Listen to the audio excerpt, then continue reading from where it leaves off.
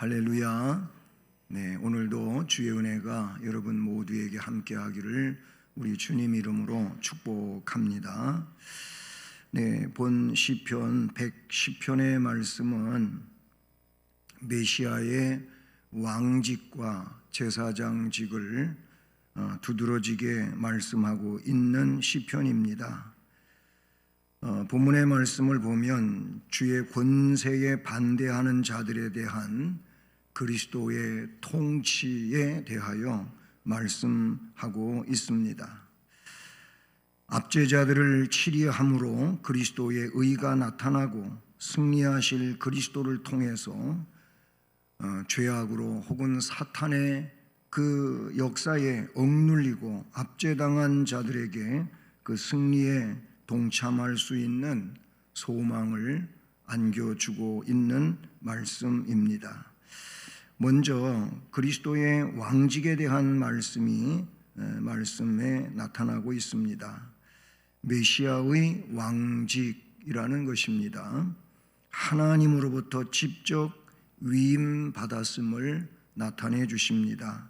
1절 시작하는 말씀에 여호와께서 내 주에게 말씀하시기를, 여호와는 성부 아버지 하나님을 말씀하는 것이고 내 주에게 여기서는 성자 예수 그리스도를 말씀한다고 볼 수 있습니다. 성부께서 성자에게 말씀하시기를, 내가 네 원수들로 내 발판이 되게 하기까지 너는 내 오른쪽에 앉아 있으라 하셨도다. 이렇게 말씀을 이어가고 있습니다. 우리 주님이 받으신 그 왕권은 성부 하나님께로부터 직접 부여받은 왕권이라는 사실이죠. 이 땅에는 나라의 임금들 혹은 왕들 아니면 또 통치해가는 권세자들은 예로부터 있기 마련이었지요. 그런데 이 권력에 의해 가지고 불의가 더 끊이지 않고 일어나고 있었습니다. 권세를 등에 업고 불의를 행하는 이런 일들이 많이 나타나고 있지 않습니까? 그러나 다윗은 하나님께서 메시아에게 직접 그의 왕직을 위임하고 계심을 말씀하며 그의 왕직은 의로운 통치, 온전한 통치, 완전하게 하나님의 나라를 구현해가는 그런 통치임을 말씀해 주고 있습니다. 그의 나라가 하나님에게서나 인간에게나 충분히 만족할 만큼 완전한 것이라는 사실이 되는 것이지요. 어느 누가 자기의 왕권을 가지고 하나님을 만족시킬 수가 있겠습니까? 세상의 왕들은 자신의 통치력을 발휘해서 하나님의 의를 충족시킬 수 있는 지도자는 없습니다. 인간이기 때문에 그런 것이죠. 그러나 메시아는 하나님이시지 않습니까? 하나님이신 그분이 우리의 구세주로 이 땅 위에 오셨단 말입니다. 오셔서 하나님의 나라를 세우시고 그 나라를 완성시켜 가시는 하늘의 왕이시라는 사실입니다. 그래서 그 왕권은 두 번째로 1절에 계속 이어지는 말씀이 사탄을 누르신다는 것입니다. 내가 내 원수로 내 발판이 되게 하기까지라고 말씀하고 있습니다. 이 말씀 안에서 하나님의 나라가 악한 세력들에 의해서 큰 시련을 당하고 도전을 받기는 하지만, 그러나 그 통치에 의해서 사악한 자들의 세력이 아무리 강할지라도 그 왕권 아래 밟히는 이런 상황이 된다고 말씀합니다. 물론 이 왕권은 세상의 논리를 따라 힘의 논리로 그렇게 하지 않습니다. 무력적으로 그렇게 하지 않습니다. 예수님이 친히 그의 역사를 이루어 가실 때 그때에 나타내신 일을 볼 때에도 그 일은 분명하지 않습니까? 겟세마네 동산에서 체포되는 그 과정에서도 베드로는 칼을 준비했고 그 칼을 가지고 예수님 체포되지 않게 하려고 무력으로 맞서 보았었지요. 그때 예수님은 내 칼을 도로 칼집에 꽂으라. 칼을 가지고 한다면 칼로 망할 거다. 그러나 나는 그렇게 이 땅 위에 통치하려고 온 것이 아니다 하면서 예수님은 하나님 나라의 통치권에 대하여 이야기할 때 무력이 아니라고 하는 것을 분명하게 드러내 주셨지 않습니까? 강한 사악한 세력이 하나님에 의해 쉽게 그 발 아래 밟히게 된다고 하는 것은 사랑으로 온 세상을 통치해가고 지배해가는 것을 말씀하고 있다고 봅니다. 그 왕권은 높임을 받습니다. 계속 1절에 너는 내 오른편에 앉아 있으라 하셨도다. 아멘. 하나님의 보좌 오른편은 존귀와 영광의 자리를 의미하는 것이지요. 이 자리는 세상 관례로 본다면 서열을 나타내겠지요. 왕이 최고의 1순위에 오르게 되겠지요. 그러나 하나님 나라는 그렇지 않다고 주님은 말씀해 주셨습니다.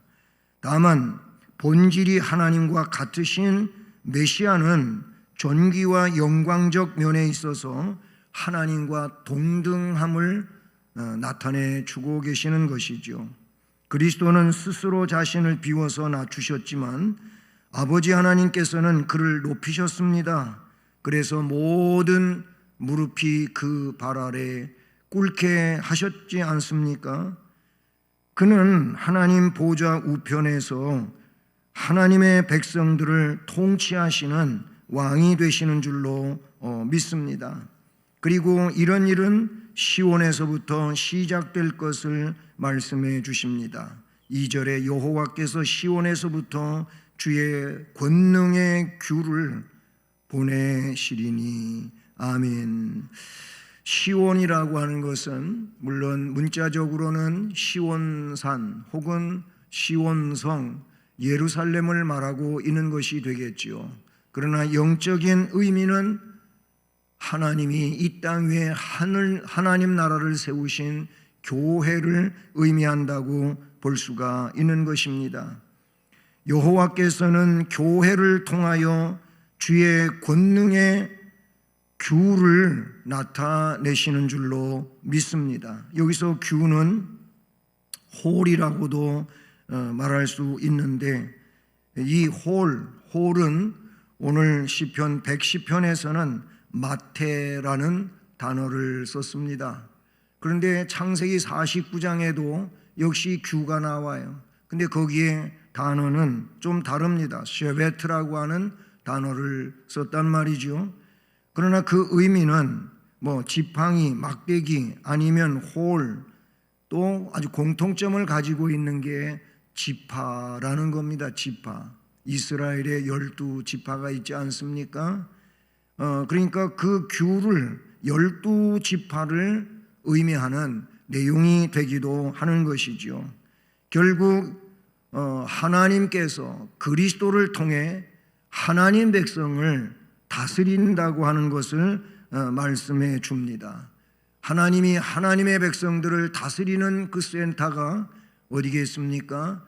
하나님이 임재해 계시는 교회라고 볼 수가 있는 것이죠. 메시아 왕국의 속성이 이 말씀 속에 나타내지는데 메시아 왕국은 궁극적 의미에서 천국을 이루는 것이죠. 천국인데 이 천국은 그래서 예수 그리스도의 초림으로부터 시작이 되며 그리고 그의 다시 오심으로 완성되어지는 내용입니다. 그래서 이 천국 또한 이 세상 가운데에서는 한꺼번에 완성이 되어지는 것이 아니고 점진적으로 이루어져 가고 있는 것이지요. 역사 속에서 그렇게 이루어져 왔으며 오늘 우리 안에서도 이 천국은 점진적으로 우리 심령 가운데 이루어져 가는 것입니다. 어디에서? 하나님의 말씀이 있는 그곳에서 이 역사가 이루어져 가게 되는 줄로 믿습니다. 인간의 눈에는 지극히 작고 볼품없게 보인다 할지라도 그 나라는 점점 창대하게 되는 나라가 되는 줄로 믿습니다. 마태복음 13장 비유들이 기록되어 있는 말씀 가운데서도 이 내용을 그렇게 표현해 주셨단 말이죠.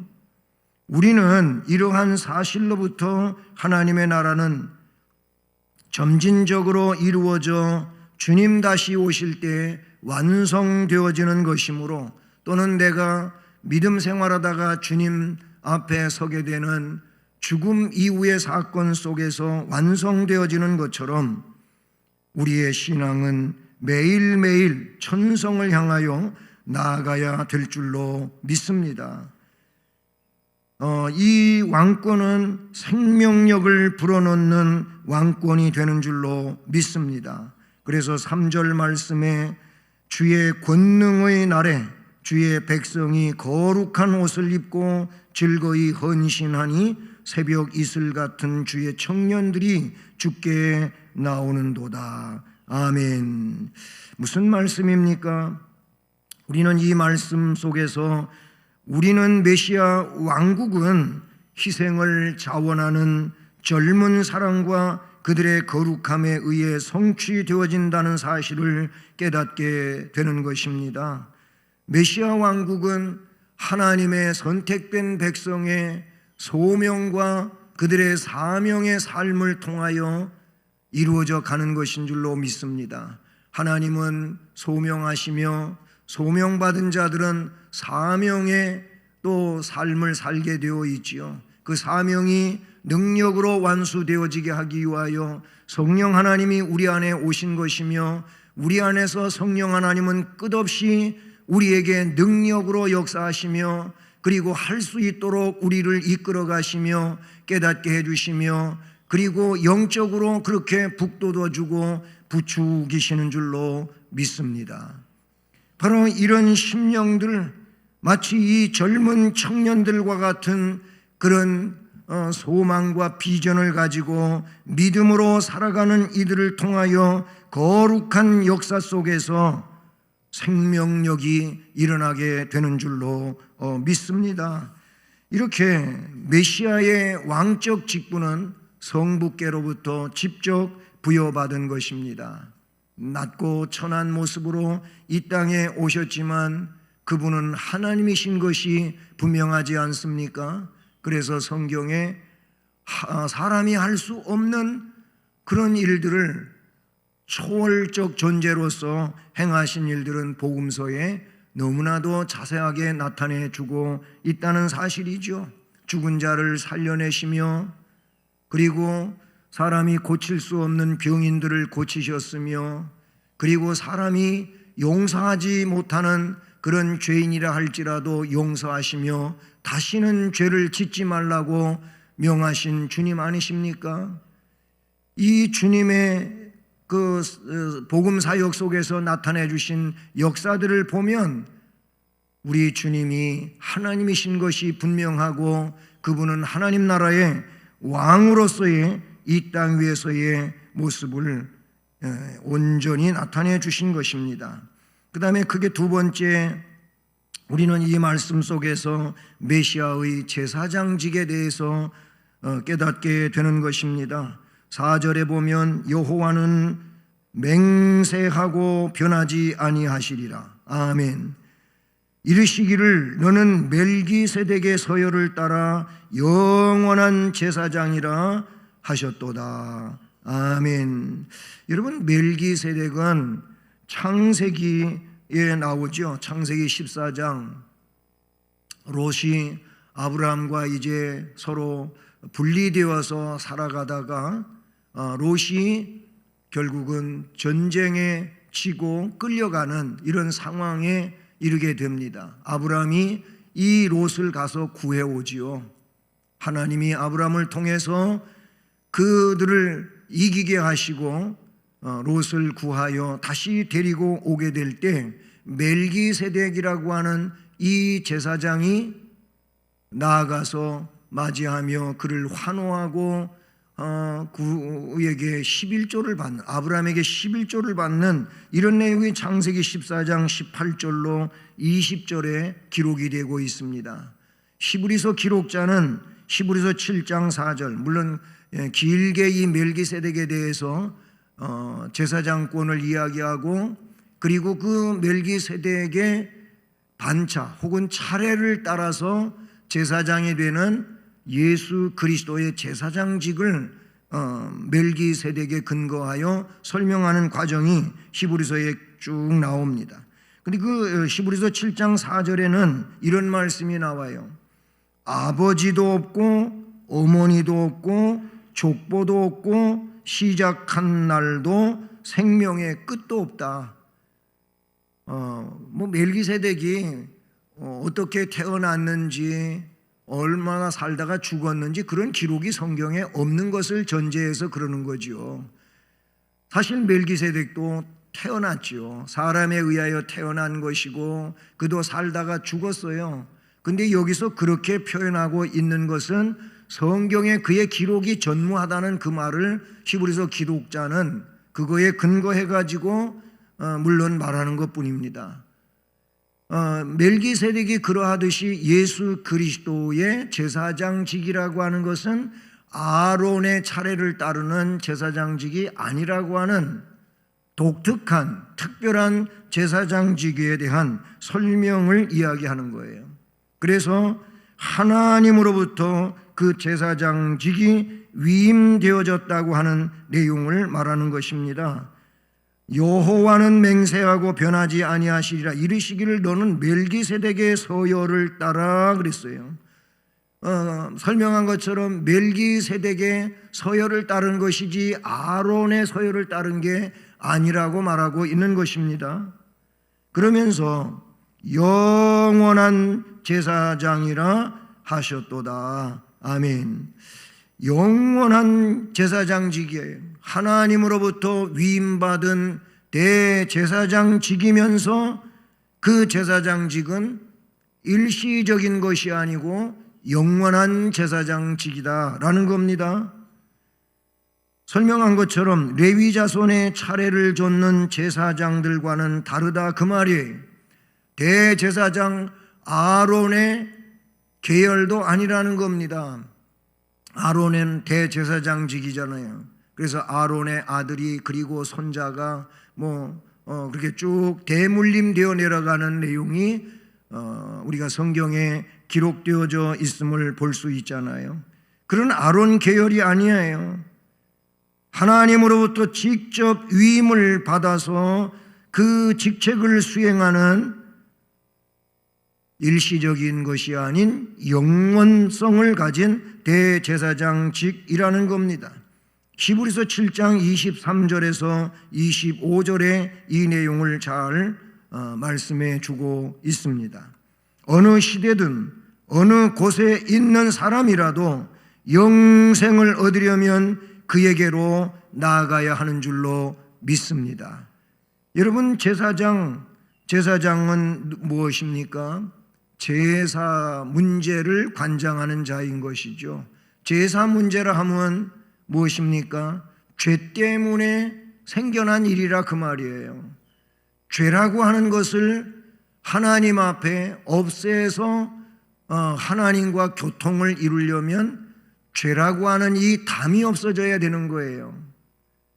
그 죄라고 하는 담을 가지고서는 하나님께로 나아갈 수도 없고 하나님 은혜가 내게 전달되지도 않습니다. 그래서 구약은 그 죄를 속량받기 위해서 제물을 드린 겁니다. 제물을 드린다고 하는 것은 내 죄를 속량하기 위하여 피를 흘리는 것을 말하지요. 짐승을 죽여서 피를 흘리는 것을 말하는 거예요. 내 생명 대신에 다른 생명이 희생되어진 것을 말하는 거란 말입니다. 죄는 이렇게 피 흘림이 없이는 사함을 받을 수가 없다고 하는 것입니다. 제사장은 그래서 죄인의 죄를 속량시키기 위해서 황소를 잡고 송아지를 잡고 암소를 잡고 아니면 양이나 염소를 잡는 겁니다. 이거를 그대로 목을 따고 그 피를 받고 죽이는 거예요. 그러면 내 대신 이 송아지가, 이 소가 아니면 이 염소나 양이 죽는다고 하는 것을 리얼하게 느끼는 거란 말이죠. 뭐 성막 체험 가면 그런 과정을 이렇게 모형이지만은 행한다고 하지 않습니까? 여러분 생각해 보시오. 요즘 같은 세상에 애완견 있잖아요. 애완견 길 가면서 마주칠 수도 있어요. 애완견 데리고 다니는 사람한테 뭐 말 함부로 했다가는 이상한 말 듣습니다. 왜 그랬습니까? 그걸 너무 사랑하니까 그러는 거예요. 마치 자식처럼 생각하고, 용어 자체도 그래요. 뭐 아빠가 뭐 엄마가 저기 언니 온다 뭐 이러기도 하고 뭐 그래요. 얼마나 사랑하면 그렇게 하겠습니까? 사실은 그 호칭들은 우리가 성경적 입장에서 보면 맞지 않는 거예요. 어디 개한테 아버지가 되고 엄마가 되고 오빠가 되고 언니가 됩니까? 아니지요. 그런 호칭은 우리 믿음의 백성들은 하면 안 된다고 저는 생각합니다. 어쨌든 그 애완견을 사랑하니까 그 애완견에 대해서 함부로 하는 자를 맞서서 싸우려고 덤벼드는 이런 일이 있는 거예요. 그런데 그 애완견을 내가 잘못한 것 때문에 얘를 죽인다고 한번 생각을 해봅시다. 그 마음이 어떨까요? 그 개가 오래 살다가 세상 말로 늙어가지고 죽었는데 이거를 몇 날 며칠을 아니 몇 달을 슬퍼하는 사람도 있는 거예요. 그것 때문에 우울증에 걸린 사람도 있다 그래요. 허다못해 내가 집에서 사랑하고 아끼고 키우는 개가 죽어도 그러하거든.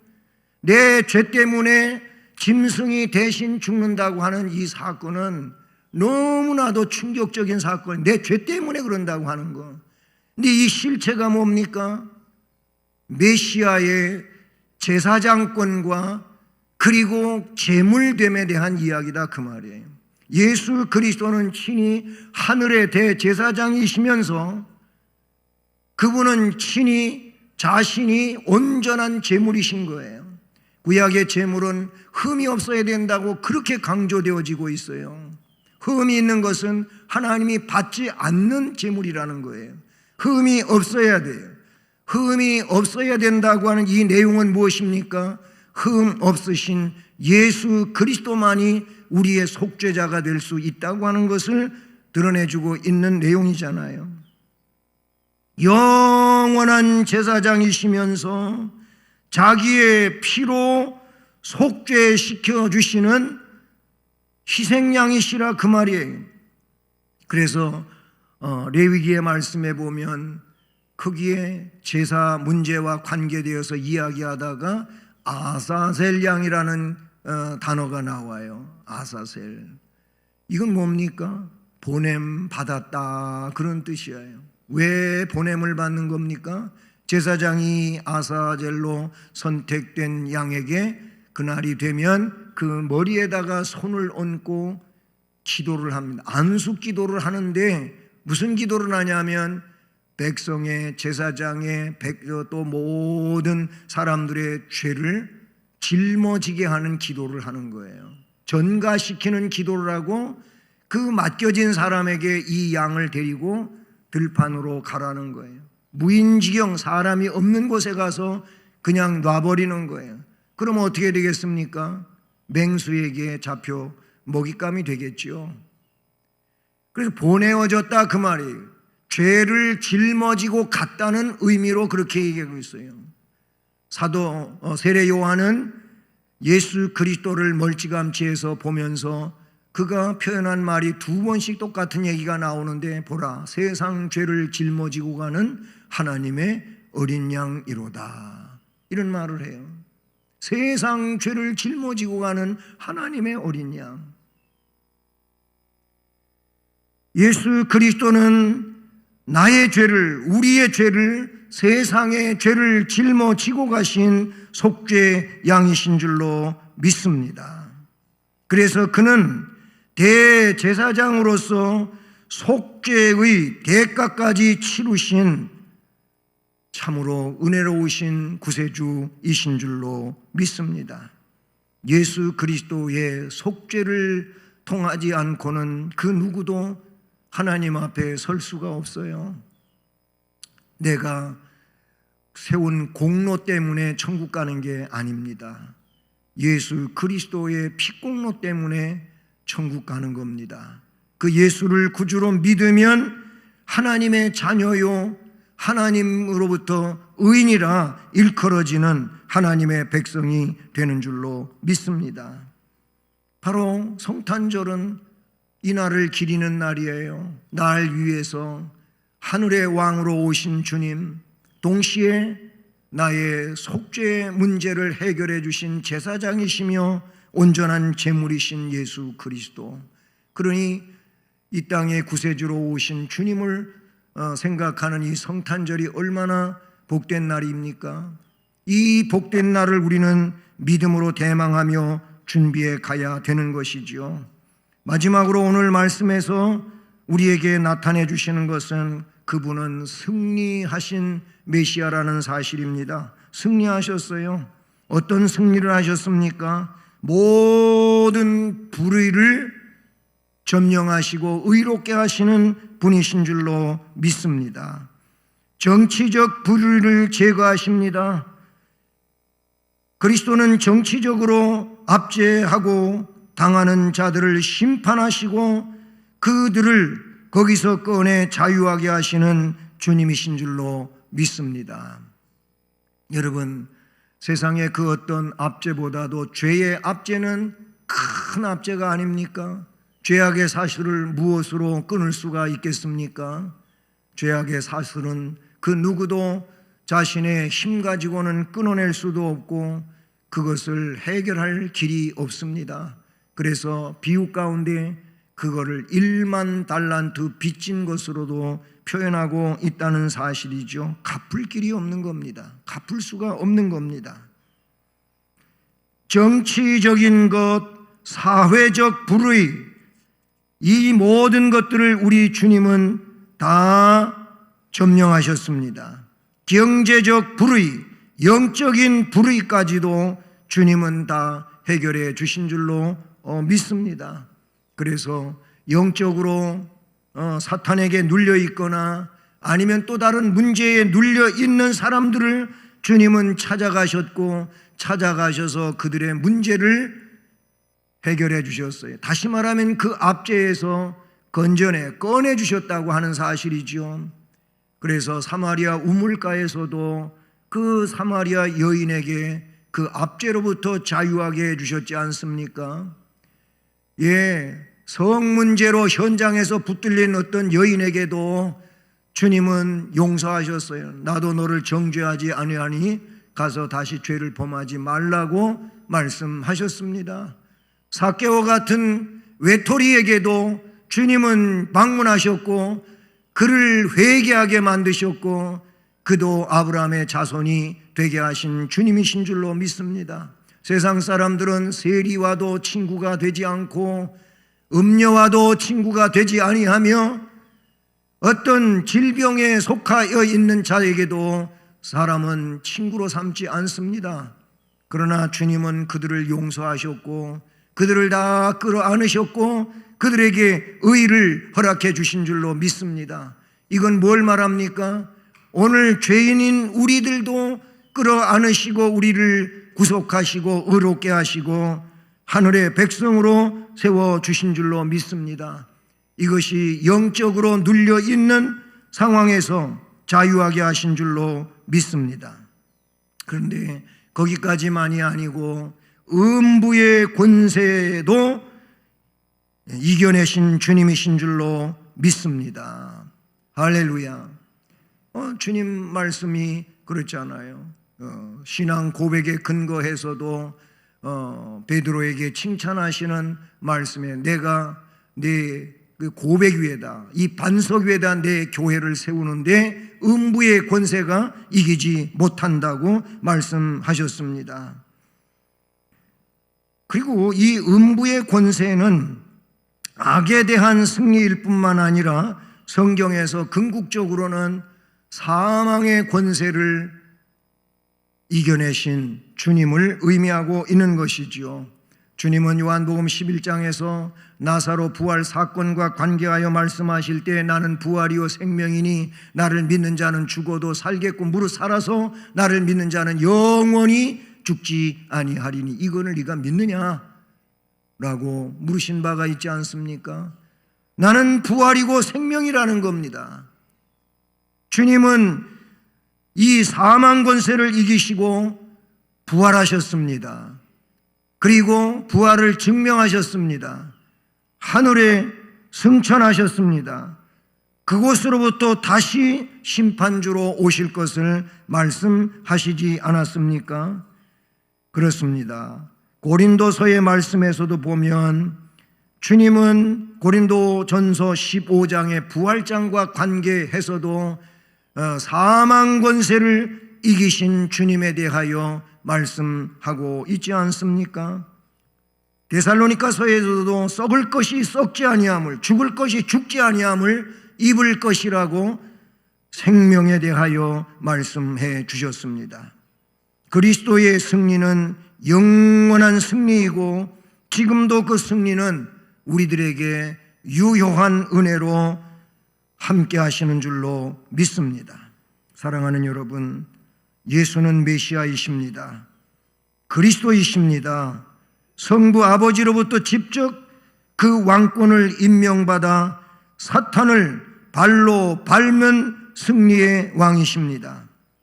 뿐만 아니라 메시아이신 예수는 영원한 대제사장이며 온전한 죄물로서 우리의 죄를 속량시켜 하나님의 자녀가 되게 하시고 의의 반열에 세워주신 줄로 믿습니다.